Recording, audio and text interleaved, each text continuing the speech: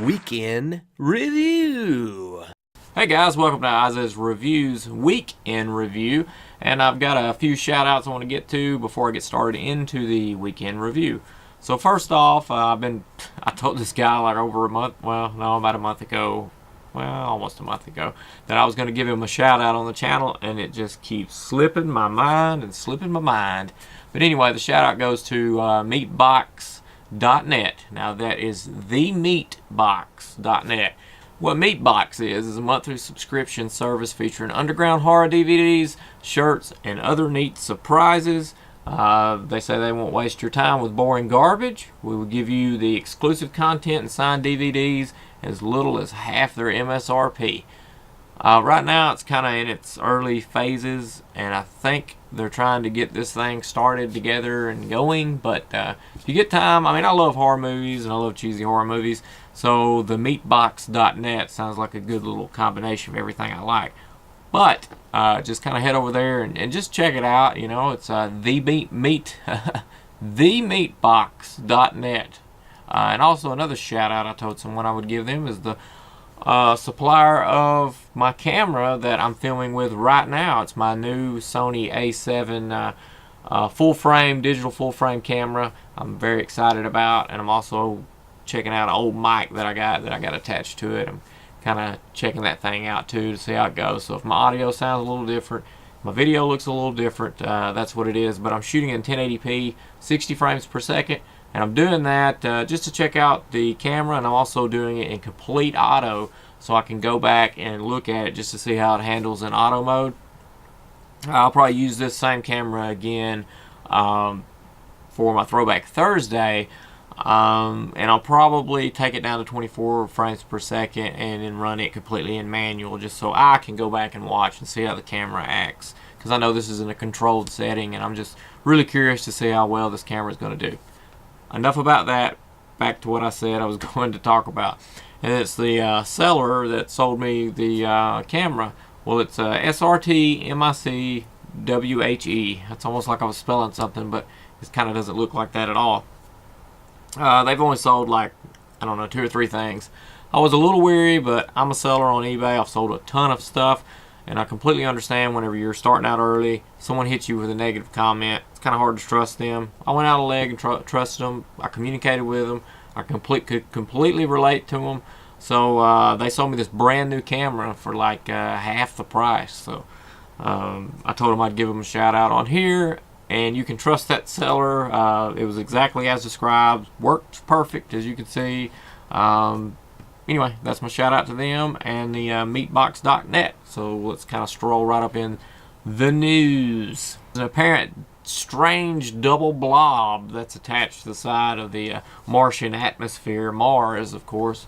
March and April of 2012, amateur astronomers with their lenses turned toward Mars saw strange plumes bubbling out off the side of the planet. The plumes lasted for around 10 days. Remarkably, the aspect of the features changed rapidly.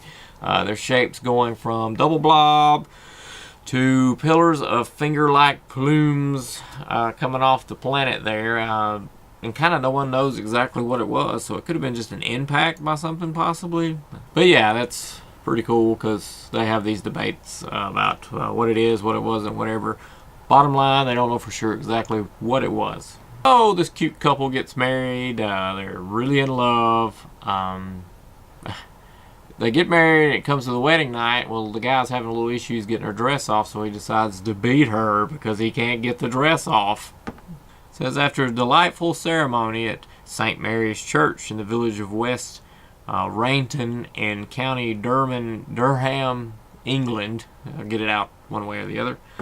The reception for Dawson and her new husband, her long-term partner and father of her child, Gavin Golightly, that's his last name, Golightly, in nearby Beamish Hall, was full of love and laughter.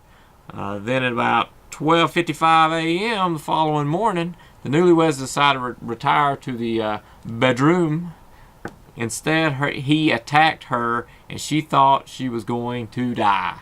Tried to take her dress off. She said no because it's some kind of heirloom thing, and he got up on top of her and started close fist punching her in the face, and then just left the room.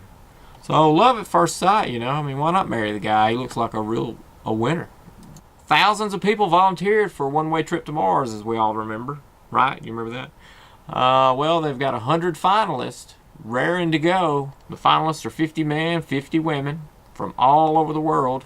Mars One is moving forward with the selection process and plans to select 6 crews of 4 astronauts to be sent to Mars every 2 years beginning in 2024. So that's pretty neat to figure out. I want to find out if this is for real, if one of those fake things that never happens, or the government steps in when they get almost close to it and goes, whoa, wait, whoa, you can't.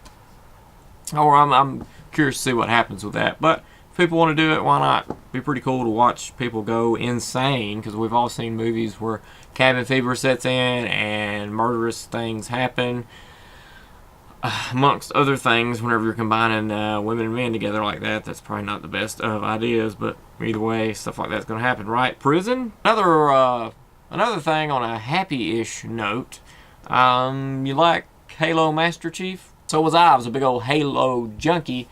Well, if you have a motorcycle, you can combine the two together, because they really have this awesome Master Chief motorcycle helmet. Looks just like Master Chief's helmet, and it's a motorcycle helmet. So go nerdy.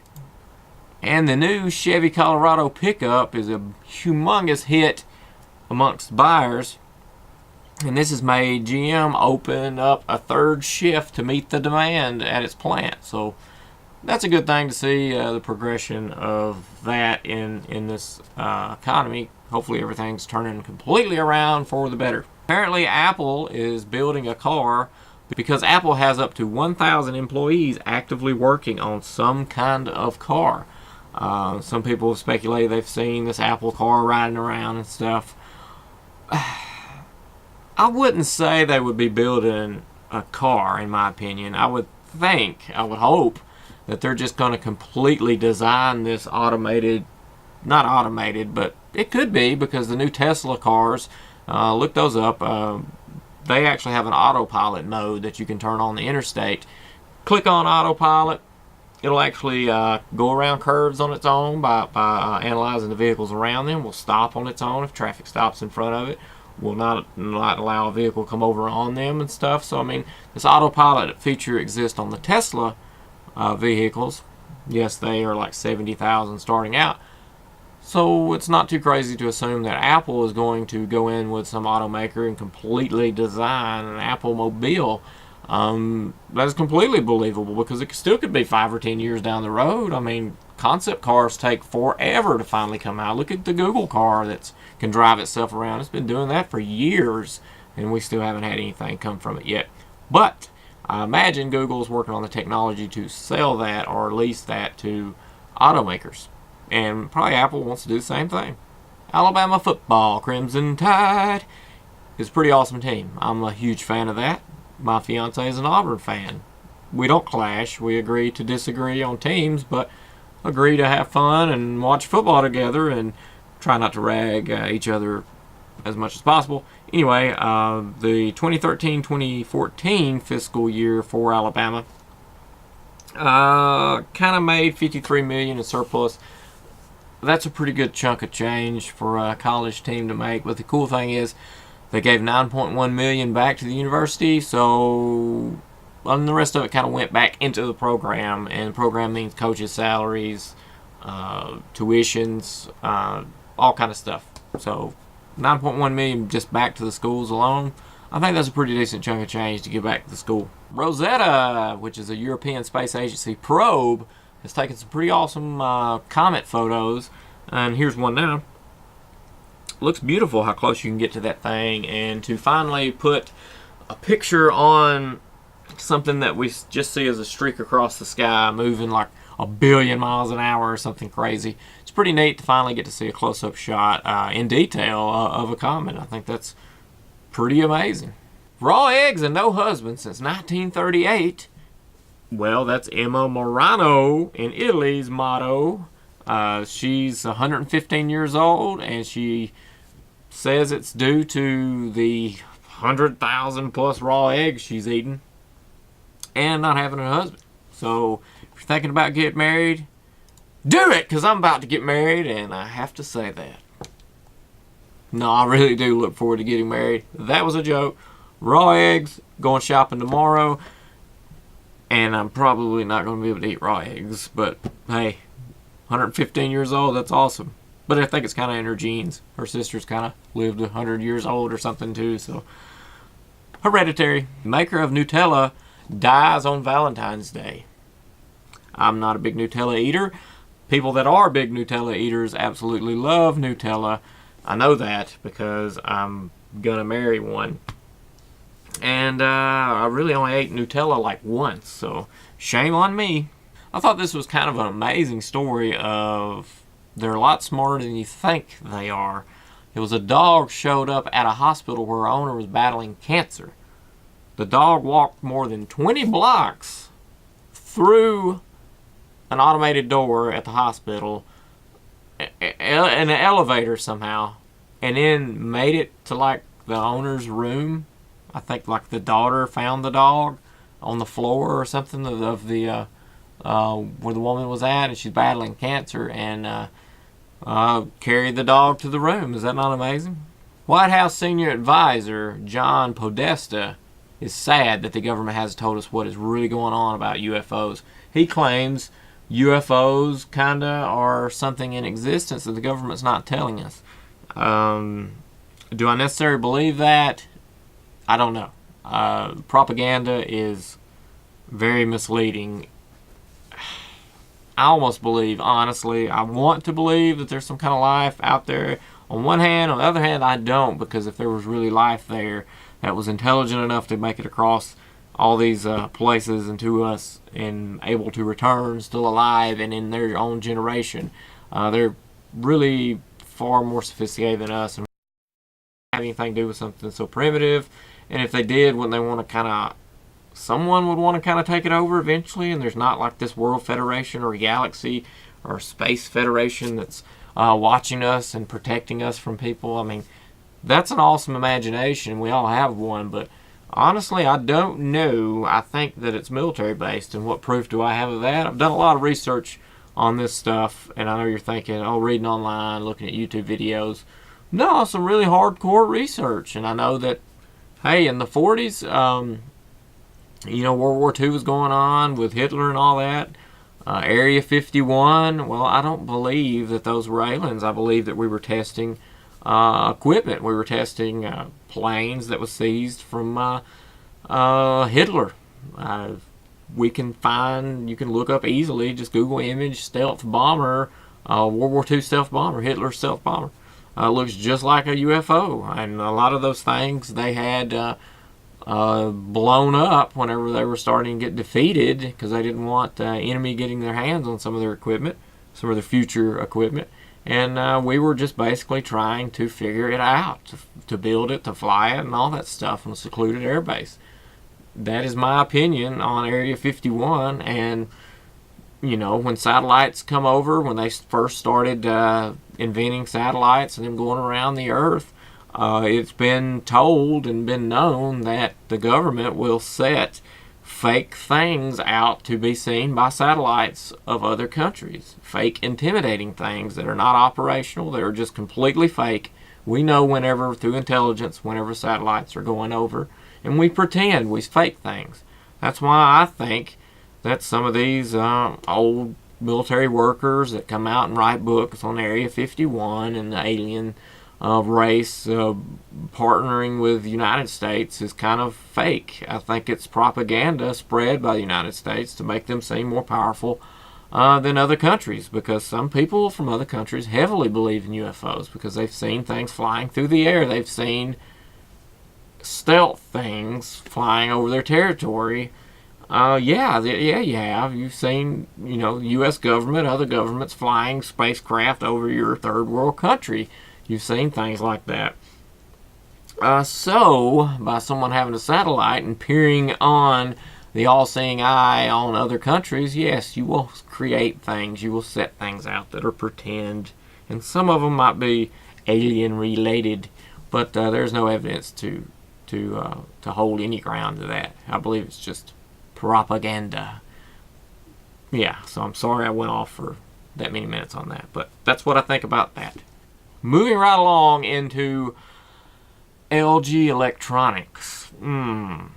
Apparently they damaged a bunch of Samsung washers and dryers. Apparently Samsung filed an official complaint in September accusing Joe and other LG employees of deliberately damaging Samsung washers in retail stores in Germany. And LG has agreed to pay for what is called accidental damages to 4 machines after mediation by German authorities. So you had LG people running around damaging Samsung products in Germany. I guess you put a sour taste in someone's mouth that kind of sticks with them for life, and they may venture over to LG now. This is news, this is tech news. This fell into my news category, so I'm going to talk about it. It's the world's first rotary 3D printer cum scanner unveiled at AAAS meeting. Let me repeat that. It's the world's first rotary 3D printer cum scanner. Yep. The all-in-one 3D printer and scanner, whose production was financed through a crowdfunding campaign on Indiegogo.com, was unveiled at the American Association of Advancement of Science. Housed in a black aluminum casing, the high-tech device weighs 6 kilograms, features a 2-inch LCD display, Wi-Fi, integrated SD card reader, and a USB connection for instant printing. Unlike other commercial 3D printers, uses an innovative rotary platform, which is pretty cool, and it's hard to explain, and I'm not going to be the one to explain it. I don't know a lot about 3D printing. I just know this kind of revolutionary rotary printing. There you go. It makes some sort of sense. And it's twice as fast as 3D printers today. Moving right along, I want to end on, the most honest man in the world, Brian Williams. I've gone back, researched some of his fibberies through the past, and apparently I believe he was on David Letterman. I'm speaking from memory. He was talking about SEAL Team 6 and how he just knew it was SEAL Team 6 that did it because he rode in a private aircraft with them when he traveled somewhere, and he just couldn't say anything about SEAL Team 6 taking on Osama bin Laden. So after SEAL Team 6 did their thing over there with Osama bin Laden, apparently after it came out it was SEAL Team 6, Brian Williams received a piece of the downed helicopter that crashed over there. One of the SEALs was nice enough to pick up a piece of the helicopter whenever they were leaving, thought of Brian Williams from the one time they rode together, and shipped that small piece to him. That's what he said.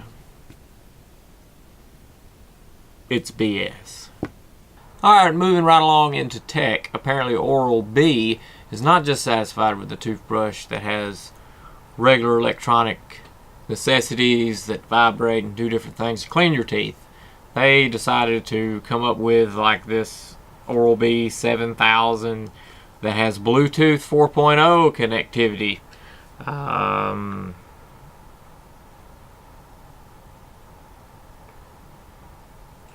Does have a 10-day battery life, and it's $220. So what does the Bluetooth do? Well, it communicates with your phone and shows you a timer that shows how many seconds you've been brushing your teeth, and below that timer it has like your daily news.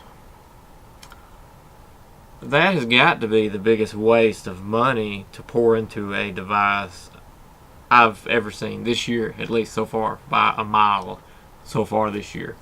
Totally ridiculous. I've had an electric toothbrush since I was a kid. I have a Sonicare one now, which I love, absolutely love. I started out with Oral-B in the beginning when I was a kid, teenager. Now I have Sonicare and I love it. If something happened to it, I'd buy it right away.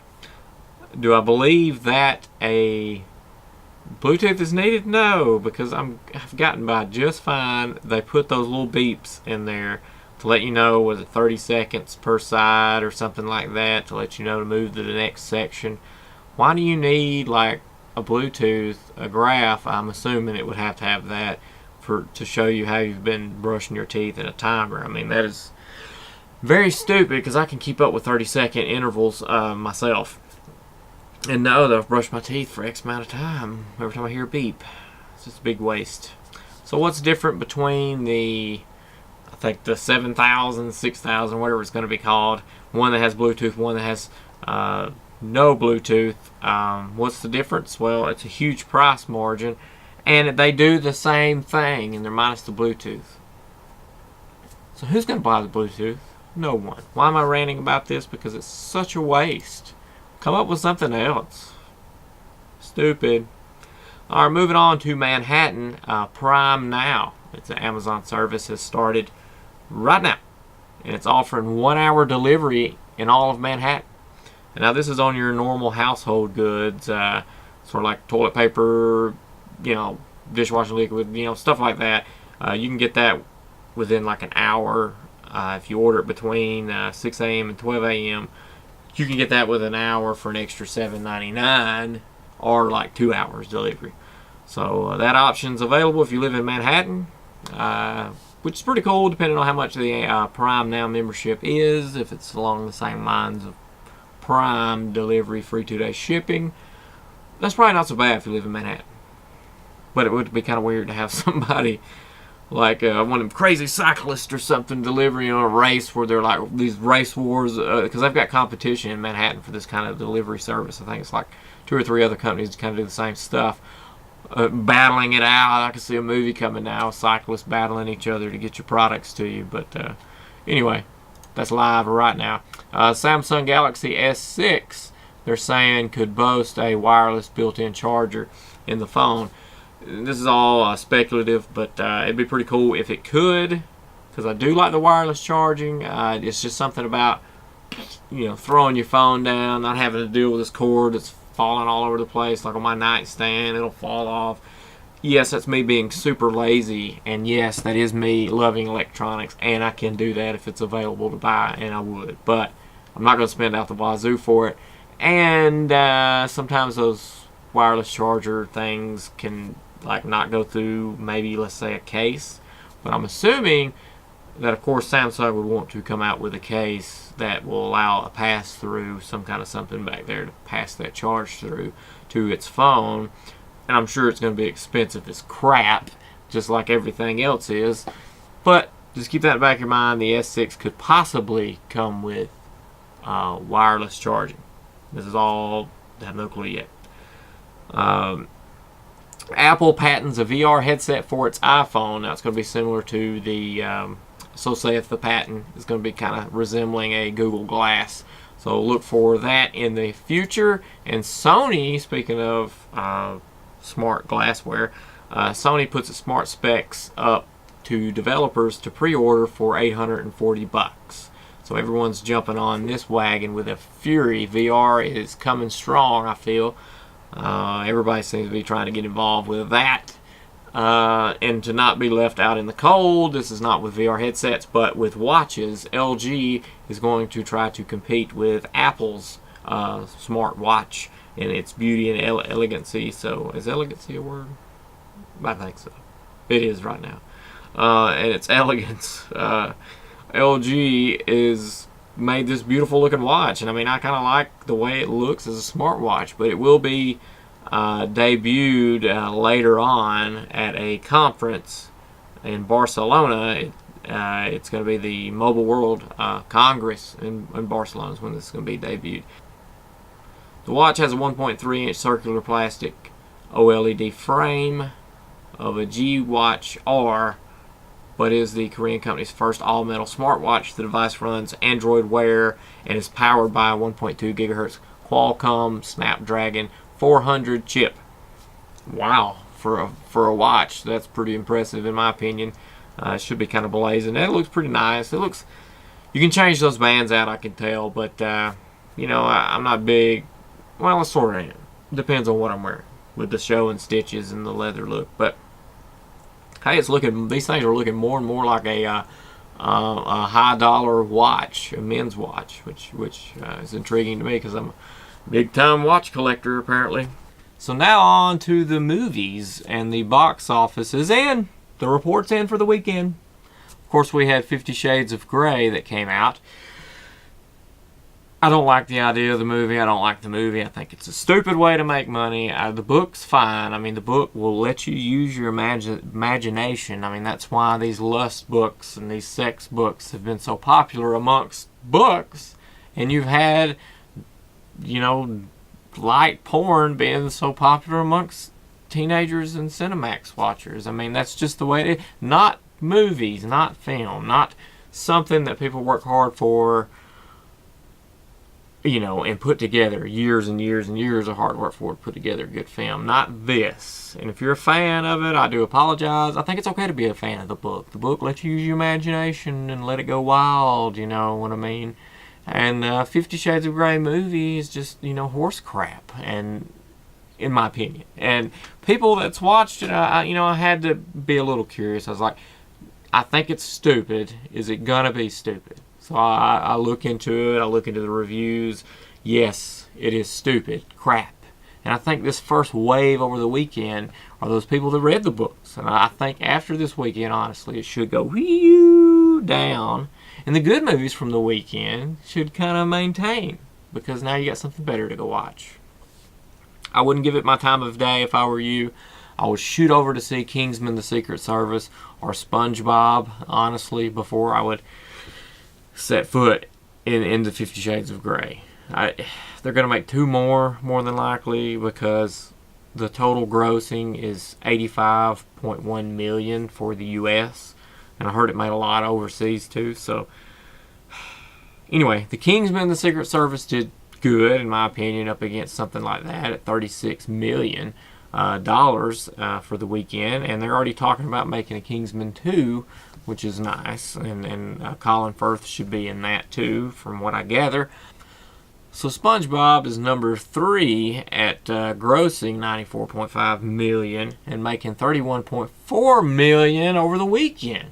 So it's still a game player, which I really like, the idea of SpongeBob mastering the weekend box office. But American Sniper is in its in its 8th week at $16.4 million over the weekend and $304.1 million total grossing. So they are definitely making bank now.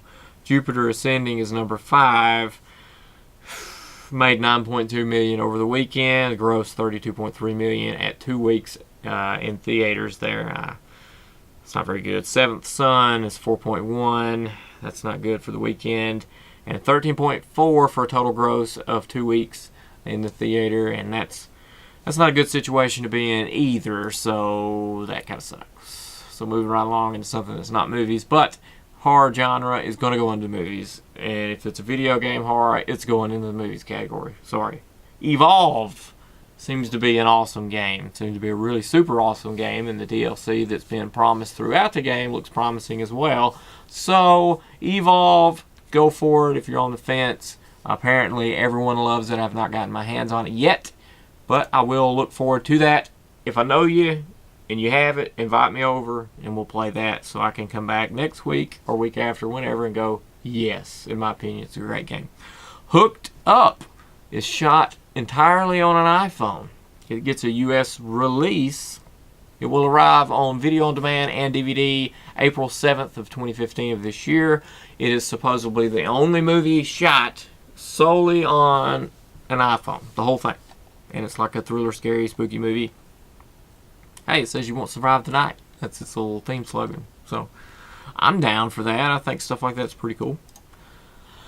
Why hasn't The Walking Dead spinoff been picked up? No one seems to know. AMC's not going to pick up the spinoff, and it kind of worries me a little bit, because if they're not, is it any good? I mean, are they not, providing enough oomph to, or they just don't want to compete with their own show? I don't know, but no one's gonna. The spinoff's not gonna compete with Walking Dead. It's not gonna be on the same time zone. It's gonna be on a different day or something like that, or even a different part of the year. So I don't know. Maybe it sucks. We'll see. Anyway, nobody's picked it up yet. Avenger star Mark Ruffalo hints at a possible Hulk standalone film. His quote is, "Who knows where these things will go, but as Bruce is able to impress his will on the Hulk, going into the Hulk and being inside the Hulk when he's raging, the Hulk's will is also growing and able to impress upon Bruce. It'll be interesting to see if that ends up being what would be the next Hulk movie." So either he's willing this into existence or he really wants it, because apparently the other films have kind of flopped because it's so difficult to create an intriguing storyline, an emotional attachment to such a complex character. And I mean, it really is complex to really show the emotion and show everything through to what Bruce goes through with battling this inside of himself. I remember being a kid and watching the Hulk TV series, and I know it sucked. I went back and watched some as an adult, and I was like, what the crap is this? You know, it was terrible. But it was still, you know, something to watch. I don't even know why I'm talking about this. It just fell into my head. I can remember vividly watching in the original series the Hulk fall out of the helicopter and crash onto the ground and die, and that was kind of like the end of Hulk TV series there. But I don't know. I just brought that up. I have no purpose in it, no meaning behind it. You know, we keep talking about Brian Williams every week because I find it funny that he had everything and lost it all because he's just your typical liar.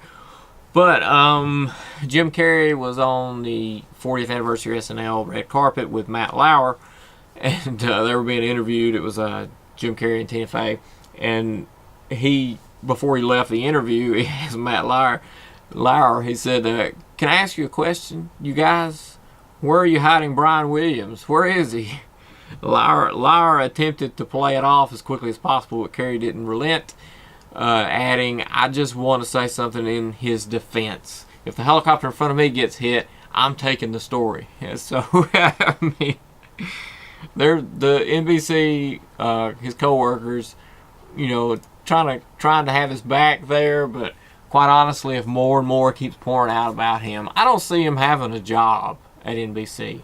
I think he's going to end up moving over to the History Channel or something. I don't even know if NBC owns them or something, but I just don't see him having much of a future. I mean, I think he just pissed it all away, and this is going to be something we can laugh about for quite a while. And when he's gone, I think, and the mood's gone from it, or the coworkers start talking about it, I bet he's going to come out to where, like, everybody, you know, we knew he's an exaggerator or a big storyteller, and stuff's going to come out. Watch.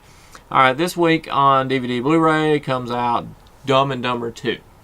Now, if you went to the theater, you're probably like, why did I waste my money on this? This wasn't that great. This isn't the original. I know it's not the original, but it's a decent attempt at the original. And I was a little on the fence about watching it because I thought, am I going to be embarrassed? These guys are so old playing this part. But quite honest, it wasn't terrible. It just wasn't very good, but it wasn't terrible. It's a definite renter. So if you're at a Redbox, a Buck, or whatever it is now, I don't know, I haven't been to Redbox in a while, but if you're there, if you're someplace where you can rent it and get your hands on it, you know, video on demand, if you can rent that, Amazon, whatever, if you can rent it, it's worth the rent. It's not that bad. It's not like a couple movie tickets good, but it's not a renter bad. So watch it, kick back, have some beers, have some popcorn at home, and just laugh at stupidity because it's what you're supposed to do. That's what they're there for. Anyway, opening this weekend in theater, you got Hot Tub Time Machine 2. Of course, John Cusack is not in this one. Why he opted to not be in it, may have went a dumber route than the other one. I don't know, but I'll still probably watch it. Probably not at theater, but definitely a renter. The Duff comes out. McFarlane USA. And Treehouse comes out, okay? It's coming out to limited theaters, limited seating stuff. Basically, this movie is about after chasing a mysterious shadow figure into the woods, a young girl disappears and is later discovered by two teenage brothers trapped inside an old treehouse in the woods. They must battle an unimaginable evil that is trying to keep them in. Right now it's unrated, but comes out the 20th in select theaters, and I believe that it comes out in video on demand later on in the year, of course, but later on a few months, like maybe April or so or something like that. But I'm kind of intrigued by that movie a little bit, so if you're around one of these select theaters that has it, go check that out. And the movie to watch that I'm going to select that you watch this week, if you're wanting to kill a little time, watch a little good movie, The Innkeepers. Check that out. I mean, it's on Netflix right now, and it's from director Ty West. It's set in like an old-style peddler inn, which is about to shut its doors for good after over a century of service. Believed by many to be one of New England's most haunted hotels, the last remaining employees are determined to uncover proof before it shuts down for good. As the inn's final days draws near, odd guests check in as a pair of minimum wage ghost hunters begin to experience strange and alarming events that may ultimately cause them to be more footnotes in the hotel's long unexplained history. So, I mean, this is a 2012 movie. It's a good movie, in my opinion. I enjoyed it quite a bit when watching it. And if you haven't seen it, it's been on there on and off Netflix for a while. I seen this movie a long time ago, but I was scanning through there and I was like, you know, that was a pretty good movie. I just want to tell them about it. So this is it. This has been my weekend review. I've posted a couple videos this week. One is my session with Playforth Shane on the D&D, learning D&D, and we were supposed to have tonight done the real deal D&D with like a group of 7 or 8 or whatever it is people. That fell through. There's some bad weather. There's some sickness going on everywhere. It just didn't happen. But that should happen maybe in a couple weeks. I don't know, because right now it's getting crunch time. I'm like, 30 days away from a marriage, a couple weeks going to Chicago, and in a couple weeks, or not even a couple weeks, a week after that, getting married. So, I mean, it's narrowing, my field of being able to do anything. I didn't mean do anything. I meant do anything because my time is being consumed with things. I'm not meaning that marriage will not allow me to do anything for the future, because I still plan on doing this. It's going to be, different, because a lot of my time is when I'm not with Tiffany or at work or whatever. I'm working on projects, doing this as a hobby, and because I enjoy doing it. So it's going to be one of those things where we'll figure it out together about our time balance and stuff like that. So content may go here or there or whatever for a little bit. But that's why I'm trying to nail a system down now that I can do, that's fun, that I like to do. So the Throwback Thursday, the weekend review, the products here and there, I think that's a good balance for me. I enjoy doing it. If you like me doing this, just leave comments down there. If you do, if you know of any movies that you want me to check out that's like on Netflix or Amazon Prime movies or something like that, or just movies in general that you like that may be oddballs or kind of out there, or even if you go to the theater and you like to film, just leave a comment down there so I can go check it out too, and maybe it'll be on next week's weekend review for a film that I recommend to go watch, because I always like looking at good odd movies. I like stuff like that. So now, and also I have another video uploaded tonight along with this one. I did 3 in one night, and really that was just uploading. A lot of them had already been edited. I've just been working on uploading all day. This one was shot tonight. It was the only one that was actually physically shot. The other one was a 7-day juice cleanse, juice fast that I went on. That video's up. That's pretty entertaining. Editing it, I kind of laughed at a few things. So if I can make myself laugh, I guess I'm my own worst critic. So that's always a plus. But really, that's all I have for the weekend review. I've ranted on for quite a while. I look forward to seeing you for Throwback Thursday. So, have a good week. Leave comments, like, all that good stuff. See you. This has been another Isaiah's Reviews. I hope you've enjoyed this video. If you did, like, subscribe, and share this to all your social sites. That helps get me to places I can't get to on my own, and I really do appreciate that. And I can't wait to see you again here on Isaiah's Reviews.